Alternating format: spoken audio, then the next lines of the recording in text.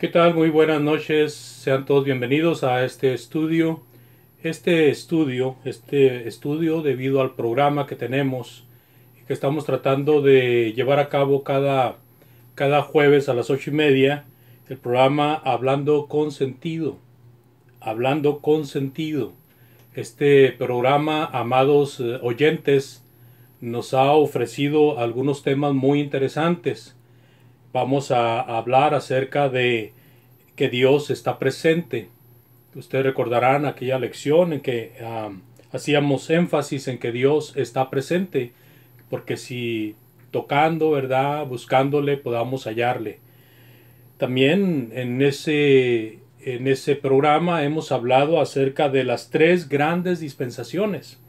Las tres grandes dispensaciones, refiriéndonos a la era patriarcal, donde Dios hablaba por medio de los padres, hablando de la era mosaica o judaica, donde Dios hablaba por medio de Moisés y los profetas, y también hablando acerca de la era cristiana, donde el Señor Jesucristo vino y llevó a cabo su ministerio, cumpliendo con él. Más adelante, cuando Él ha ascendido al cielo, establece su reino en la tierra, y de esa manera empieza la gran dispensación de Cristo, donde se empieza a predicar lo que es la ley de Cristo. Entonces, la cuarta lección es donde hablamos acerca de la mayor desgracia de los tiempos, ¿verdad? Porque si estamos hablando de las tres grandes dispensaciones, pues vamos a hablar ahora de la desgracia que atrajo precisamente a que estas dispensaciones estuvieran llevándose a cabo y que se esté llevando a cabo la tercera, que es la dispensación de Cristo, o la era de los redimidos. Y la mayor desgracia de los tiempos, pues, es el pecado, amados, el pecado. Eh, Hoy, después de haber hablado acerca de el pecado, su origen y cómo es que ha afectado y cómo está afectando las vidas de todo ser humano, pues hoy vamos a ver acerca del Verbo encarnado, porque hablar del Verbo encarnado es hablar de la solución enviada desde el cielo para poder salir de esta situación, de el gran peligro y la mayor desgracia que hay en el mundo. Así de que nuestro tema esta noche, amados, será el Verbo encarnado. El Verbo encarnado. Hablando del Verbo encarnado, amados hermanos, es llegar al punto de la más grande de las dispensaciones y qué es lo que trae consigo. Esta dispensación trae consigo a su autor y a su consumador, el Verbo de Dios. El Verbo encarnado es el Verbo de Dios. Pero Él es Dios, dice la palabra de Dios. La Biblia dice: en el principio era el Verbo, y el Verbo era con Dios, y el Verbo era Dios. Este era en el principio con Dios, todas las cosas por Él fueron hechas, y sin Él nada de lo que ha sido hecho fue hecho. Entonces aquí vemos esta declaración de Juan de que el Verbo estaba en el principio con Dios, pero luego afirma de que el Verbo era Dios, y dice que este era en el principio con Dios. Quiere decir que había una comunión muy cerrada, estaban juntos en todas las cosas. Dice: y todas las cosas por Él fueron hechas. O sea que Jesucristo fue creador, y sin Él nada de lo que ha sido hecho fue hecho. Entonces fue el creador y fue el medio de la creación. No un ser creado, no la primera creación como lo pintan nuestros amigos testigos de Jehová, sino que es simple y sencillamente el creador, y todo lo que fue creado no hubiera sido posible sin Él estar en medio. Así de que esta situación nos lleva a hablar un poco más de este Verbo encarnado, cómo va a llevar a cabo la más grande de las dispensaciones, que involucra al maestro haciendo discípulos, al maestro predicando el reino de Dios, refutando la falsa enseñanza, haciendo señales, prodigios y teniendo que presentarse él mismo como sacrificio y a la vez como oficiador del sacrificio por los pecados del mundo. ¿Cómo lo va a hacer? Si es Dios, ¿cómo va a hacerlo? Bueno, otra vez, otro versículo que nos ayuda a entender. En Juan 1:14, ya en el versículo de Juan 1:1, vimos acerca de que el Verbo es el Hijo de Dios y es Dios. Pero ahora vamos a ver que el Verbo fue hecho carne. Dice la palabra de Dios, y aquel Verbo fue hecho carne, y habitó entre nosotros, y vimos su gloria, gloria como la del unigénito del Padre, lleno de gracia y de verdad. Juan 1:14. Gracia como la del unigénito del Padre, o sea, este es el Hijo de Dios. Y dice Juan declarando que este Verbo fue hecho carne. Déjeme decirle algo muy interesante para que podamos nosotros tomar conciencia y motivarnos más acerca de este tema, porque este tema es sublime, hermanos, es muy hermoso. Por eso en la portada, en la invitación que les hacía yo en Facebook para que estuvieran en este estudio, ustedes se fijaron que puse una imagen de su madre con su niño.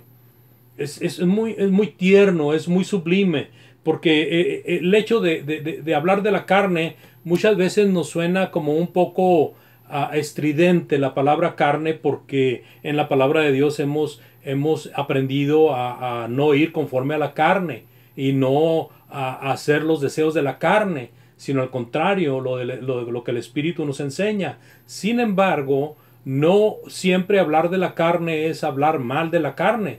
Hay cosas muy buenas de la carne. Y aparte la carne, también hablar de la palabra carne muchas veces es símbolo de la humanidad de Cristo. La carne es símbolo de la humanidad. Desde antes de la fundación del mundo, el plan de Dios era venir a la tierra en forma humana. En forma humana. Desde antes de la fundación del mundo.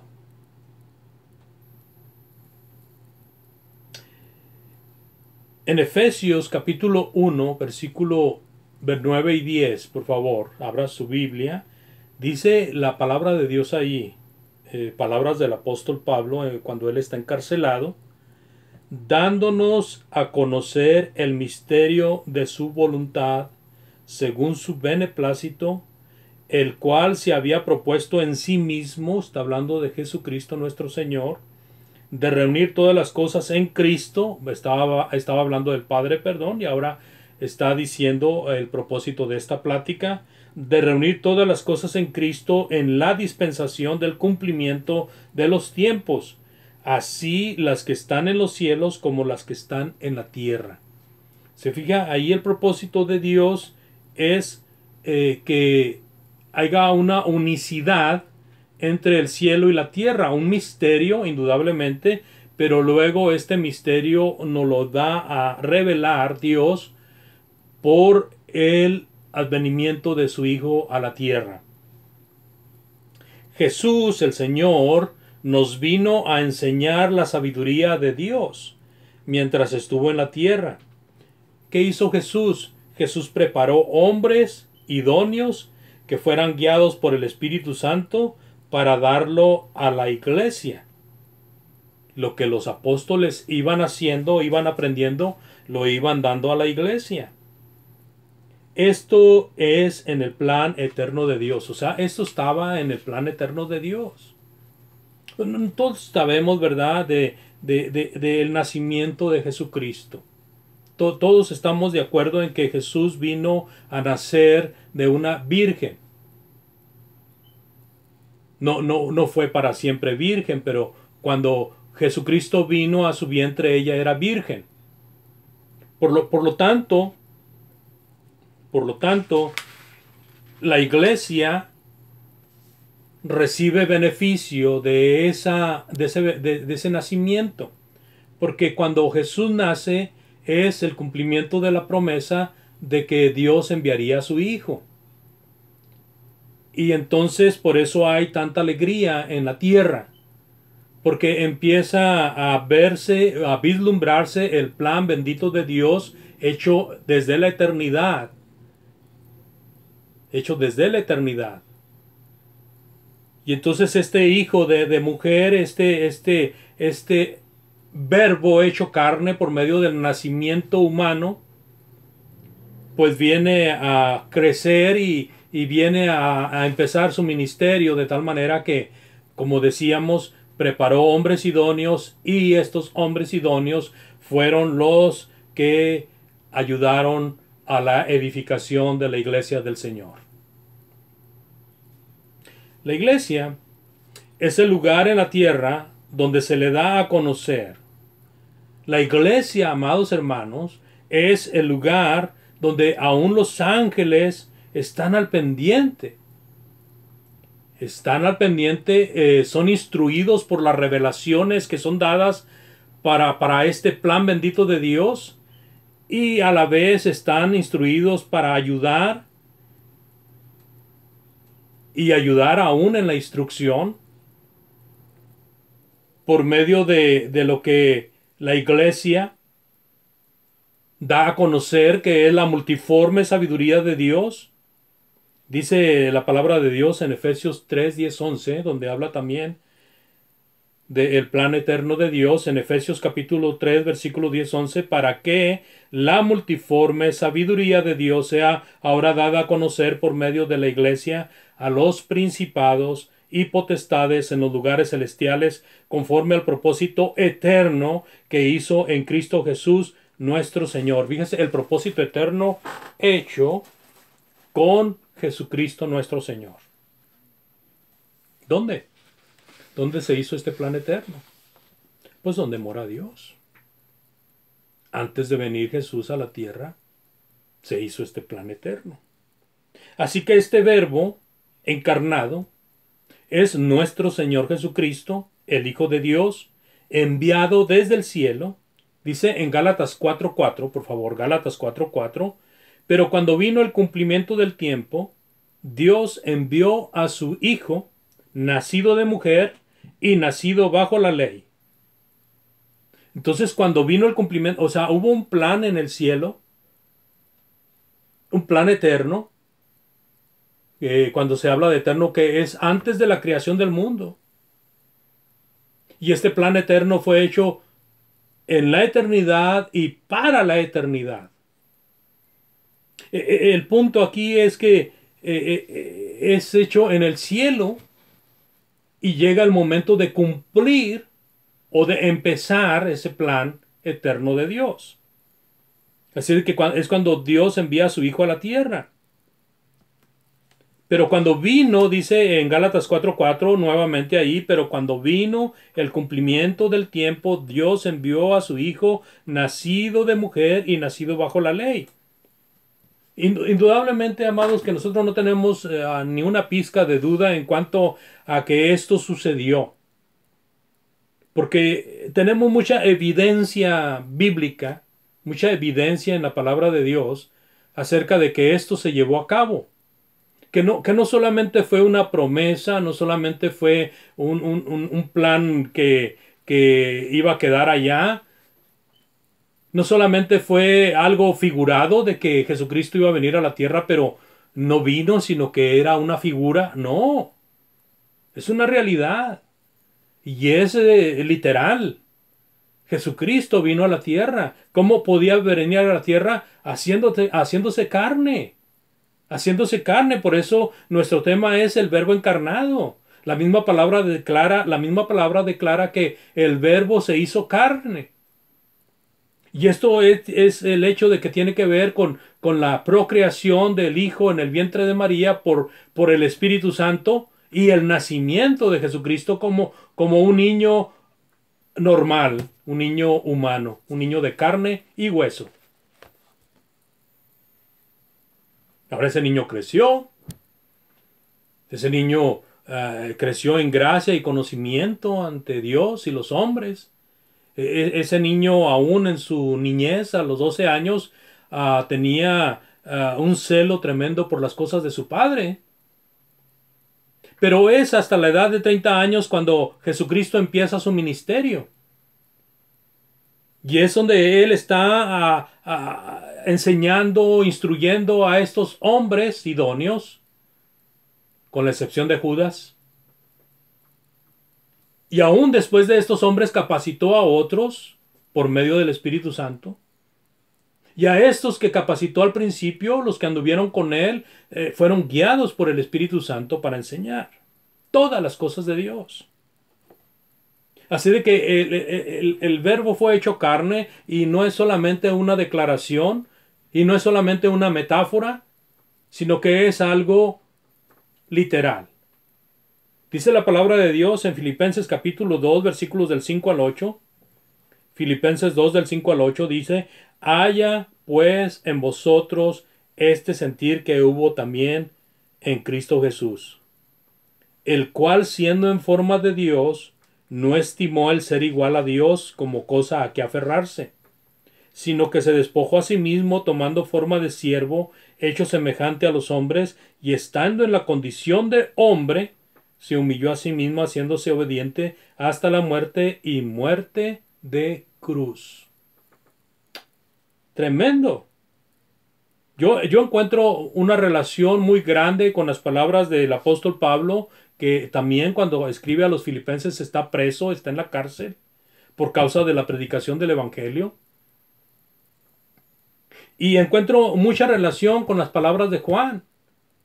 Cuando Juan dice que en el principio era el verbo y el verbo era con Dios y el verbo era Dios, pues aquí el apóstol Pablo también está declarando, el cual siendo en forma de Dios, no estimó el ser igual a Dios como cosa a que aferrarse, sino que se despojó a sí mismo, tomando forma de siervo, hecho semejante a los hombres, y estando en la condición de hombre, se humilló a sí mismo, haciéndose obediente hasta la muerte, y muerte de cruz. Ahora, aquí queremos recalcar dos puntos muy importantes. El primero es: Jesucristo es Dios, porque lo declara la palabra, lo declara este pasaje de varios versículos. Y segundo, declarar que Jesucristo vino a ser hombre. Y como hombre Él murió, y la forma en que murió fue la forma más humillante, la forma en que murió fue la más aborrecida, muerte de cruz. Por eso lo enfatiza, hasta la muerte y muerte de cruz. Pero todo eso es por una causa. Fíjese que si nosotros hubiéramos gozado del amor de Dios, si nosotros hubiéramos gozado de la justicia divina, nosotros no tendríamos camino para salvarnos. No hubiera venido Jesucristo, no hubiera muerto en la cruz, no hubiera resucitado, no estaría a la diestra del Padre, al pendiente de todos aquellos que le obedecen. Pero Jesucristo vino. Jesucristo murió, fue sepultado, resucitó al tercer día y ahora está a la diestra del Padre, de donde vino. De donde vino Él, ahora está con el Padre. Pero esto es interesante y es muy emotivo por la razón de que nosotros, si apeláramos a la justicia de Dios para ser salvos, seríamos condenados. Seríamos castigados. ¿Por qué? Porque no hay justo ni aun uno. Porque por más que le busquemos y por más que seamos muy buenos, no podemos ser tan buenos que no pequemos. Tenemos nosotros que aprender que el ser humano es pecador y que necesita a Jesucristo en su vida para dejar de practicar el pecado y para tener una vía hacia el cielo. Si hubiéramos apelado a la justicia de Dios, Dios nos castigaría en el fuego eterno. Pero Él hizo este plan por misericordia. No por justicia, sino por misericordia. Y ahora, por medio de Jesucristo, Él nos justifica. De tal manera que nosotros podemos tener acceso a la vida eterna si nos sujetamos al plan bendito de Dios. Bueno, empezando esta segunda parte del estudio de esta noche, o del tema de esta noche. ¿Para qué es el hecho de que Jesucristo haya venido en carne? ¿Para qué es el hecho de que el Verbo se hizo carne? De que haya tal cosa como el Verbo encarnado. ¿Para qué? Bueno, Dios estaba enojado. Vamos a remontarnos a aquel tiempo antes de que viniera Jesús, cuando está a punto de venir. Y vemos a un Dios enojado porque el mundo está perdido. El mundo está declarado como sin ni un justo. Todo hombre está condenado. No hay quien pueda salvar las almas. Las siguientes palabras, es una porción nada más, pero hay muchas, ayudan a entender lo que estoy diciendo. Dice la palabra de Dios, como está escrito. Si usted va ahí a Romanos capítulo 3, versículo del 10 en adelante, Romanos 3 del 10 en adelante dice, como está escrito, no hay justo ni aun uno, no hay quien entienda, no hay quien busque a Dios, todos se desviaron a una, y a una se hicieron inútiles, no hay quien haga lo bueno, no hay ni siquiera uno. Sepulcro abierto es su garganta, con su lengua engañan, veneno de jáspides hay debajo de sus labios, su boca está llena de maldición y de amargura, sus pies se apresuran para derramar sangre, quebranto y desventura hay en sus caminos, y no conocieron camino de paz, no hay temor de Dios delante de sus ojos.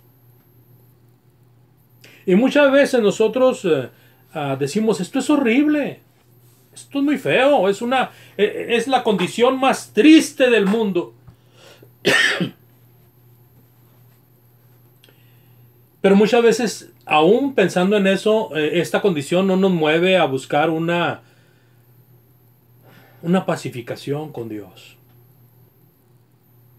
¿Por qué? Porque todavía luchamos para hacer la justificación propia. Conozco infinidad de personas, yo mismo, amados, fui partícipe de ello. Muchos de los que han venido a Cristo eran partícipe de ellos, haciendo y diciendo, soy bueno, yo hago las cosas bien, yo no tengo nada, así de que Dios me va a ayudar y Dios me va a llevar al cielo. Soy tan bueno que soy como el pan de dulce, soy tan bueno que Dios me va a dar el cielo por premio. Y aceptábamos esa condición porque nos poníamos a mirarnos como si fuera un espejo, pero delante de otras personas. Y nos poníamos a vernos delante de las personas y decíamos, yo soy más bueno que esa persona. Soy más justo que esa persona. Yo hago mejores cosas que esa persona. Y entonces constantemente la justificación estaba ahí. Esto no es nada más de nosotros, sino que es del ser humano en sí. A infinidad de personas que yo les he predicado el evangelio me han dicho, es que yo me porto bien, mire, predíquele a aquel que, ese es bien mal hablado. Y luego, quién sabe cuántas personas se ha llevado por delante. Y luego le gusta mucho la borrachera. Imagínese. No, amados, amado amigo, amado hermano. Todos somos pecadores y todos necesitamos a Cristo el Señor. Y para poder tener a Cristo necesitamos seguir y hacer las condiciones que Cristo nos dice que hagamos. No nos engañemos, por favor. Usted necesita a Cristo, yo necesito a Cristo, todos necesitamos a Cristo. ¿Para qué hizo ese plan Dios si podíamos justificarnos por nosotros mismos? ¿Para qué mandar a su Hijo a morir en la cruz, sufrir tanto el Padre como el Hijo y el Espíritu Santo por el sufrimiento indecible de Jesucristo, si nosotros nos podemos salvar solos?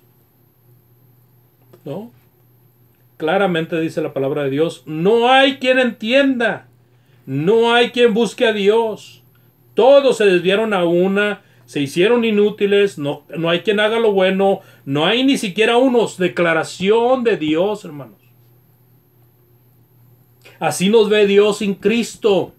Así nos ve Dios sin Cristo. No importa la clase de persona que usted sea. Si usted no tiene a Cristo en su vida, así lo ve Dios. Porque Él envió a su Hijo para que nosotros fuéramos a Él y por medio de Jesucristo lavar nuestros pecados y ser justificados delante de Jesucristo, delante del Padre por medio de la sangre preciosa derramada en la cruz. El pecado mantiene separado al hombre de Dios. Hay una pared imaginaria, ¿verdad? No, el muro de Trump queda chiquito a la pared imaginaria que hay. La pared imaginaria, hermanos, donde no podemos tener comunión con Dios. Esa pared imaginaria es el pecado. El pecado no es imaginario, es real, pero es como una pared que se interpone entre el pecador y Dios. Y esa pared solamente es derribada, y esa pared solamente es atravesada por Jesucristo nuestro Señor. Hemos visto que el pecado es errar al blanco. ¿Se acuerda cuando hablamos del mayor problema del mundo? El pecado, errar al blanco, y es transgresión de la voluntad de Dios. Pecamos por no estar con Cristo. No importa la clase de personas que seamos. Hemos visto que el pecado mantiene al hombre separado de Dios. El hombre busca la autojustificación, pero esta no es aceptada por Dios. ¿Por qué? Porque Dios tiene un plan desde la eternidad y para la eternidad, y no va a aceptar un plan humano. Si usted quiere ser salvo de una forma diferente a como Dios lo estableció, usted está tratando de implantar un plan. Muchos lo han hecho, pero pues no son salvos. Se engañan, pensando que son salvos cuando no son. Así de que Dios, en su justicia, castigaría al malvado. ¿Por qué? Porque lo justo sería que si hemos pecado, pues paguemos con la muerte. Sin embargo, por su misericordia, Él envió una solución dolorosa. Envió a su Hijo para morir por los pecados.